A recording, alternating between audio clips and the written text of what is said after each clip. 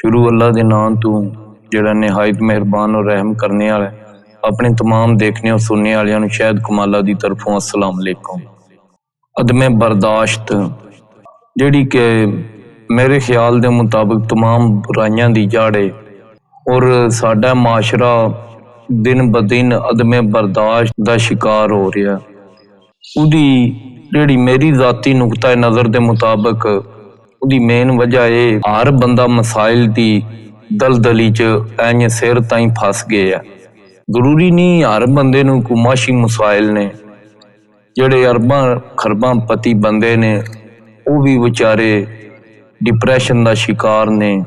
हर बंदा नूं अपने अपने मसाइल ने, लेकिन इस अदमे बर्दाश्त ने लप के माशरे की तबाही, घरां दी खानदाना दी तबाही चौक सड़ी है। किस कोई बंदा दूजे बंदे की गल बर्दाश्त करन नूं सुनन नूं तैयार नहीं। हालांकि साडे माशरे दा साडे कल्चर दा एक हुसन सी बंदियां दारियां च डेरियां च बोड़ां थल्ले कट्ठिया होना, बहना, गप्पां लानियां, एक दूजी नाल दुख सुख करने, एक दूजी दे दुख दर्द गम वंडने। लेकिन हुण ना वो दारियां चो रौनकां रहियां ने, डेरे गैर आबाद होंदे जा रहे ने, बोड़ां थल्ले खोतियां खड़ियां ने। कोई बंदा दूजे बंदे कोले बहन सुनन नूं तैयार ही नहीं। ये मैं हुण पिंडां दा माहौल दस रिहा, शहरां च ते अगे ही चरोकना ही अल्लाह दा फजल हो चुके है, उत्थे ते ये काम ही मुक्का। ते इस अदमे बर्दाश्त की वजह तू माशरे च कतलो वारत, लड़ाइयां झगड़े, दंगा फसाद दिन ब दिन वध रहा है। घरां जिन्हें तबाहियां फेरियां ने, बीवी मियां दी गल सुनन नूं नहीं तैयार, मियां बीवी दी गल सुनन नूं नहीं तैयार। एक दिहाड़े निकाह करीदा, चौथे दिहाड़े वो तलाक पई जे। कोई समझ ही नहीं आउंदी बा माशरा किधर जा रहा है, के बने दा के करां दे।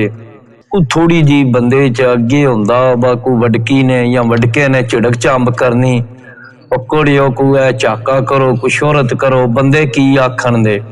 हुण वो गल ही कोनी रही। वो कहंदे ने बंदे साडियां गल्लां क्यों करदे ने, बंदे अपने घर ही वेख लैण। हाँ, हर बंदा दूजे बंदे नाल इंज इट कुत्ते वाला वैर बने आ ते ज्यादा मसाइल चार दीवारी दे अंदर आ चुके ने। कोई चाचे दिया पुत्रा नाल लड़ रही है, कोई मामे दिया नाल, कोई फूफी दिया नाल, ना कोई गल विच कदे बन्नी दी भंडी पई या कदे नीं रखण दी पई या कदे वहणी दी भंडी पई है, कदे गली दी भंडी पई है, कदे इस गल दी भंडी पई है, तू मेरे वाल तकिया क्यों है। वाला ना दिओ शोधा अगला अन्न है ना, उन्हें तकना किरे ना किरे ते उन्हें है ही है ना। ते जे तेरे सूबण वालू दा ध्यान पै गया ते एडा कार भी ते केड़ा आ गया। ना तेरी कोई अख पाट गई है, ना कोई तेरा सिर पाट गया है, उन्हें मेरे वालू खंघिया क्यों है। उन्हें एक बंदे नूं खंघ आई है ते ओ शोधे ने हुण घुट के मारते नहीं जाना सा, खंघना ते उन्हें माड़ा चंगा है ही है। ऐं दी डगर ते असी चल पे हां, कोई समझ नहीं आउंदी के बने दा की करां दे, किधर जां दे। इस गल्ले तमाम दोस्तां भाइयां अगे रिक्वेस्ट है को आपस ही मिल बैठिया करो, एक दूजी ना कोई दुख सुख कीते, को किसी वड्डे वडेरे दा कोई सलाह मशवरा ले लिया, को ना कोई पुछ गिछ कर ली। जिकन कहंदे ना फजल बैक आने दे उठान, जिधर मुंह आ गया उधर ही भज वगे। थोड़ा जिहा सोच विचार करके कोई वेख तक के कोई सज्जे खब्बे किसी ना सलाह मशवरा करके ते कोई थोड़ा जिहा ना सुधार लियावो अपने च।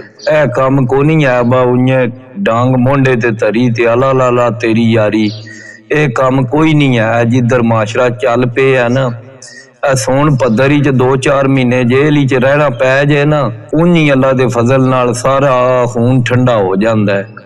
जिन्हां नूं बाहली गर्मी चढ़ी होंदी है ना, उन्हां भरावां दा मैं तरला करना जरा को मेहरबानी करो ते खून ठंडा करो, कुछ कंजबी पिया करो। ये काम कोई नहीं जिधर जिस डगर ते तुसी चल पे हो। बड़ी मेहरबानी, शुक्रिया। अल्लाह पाक तुहानू खुश रखे। अल्लाह हाफिज।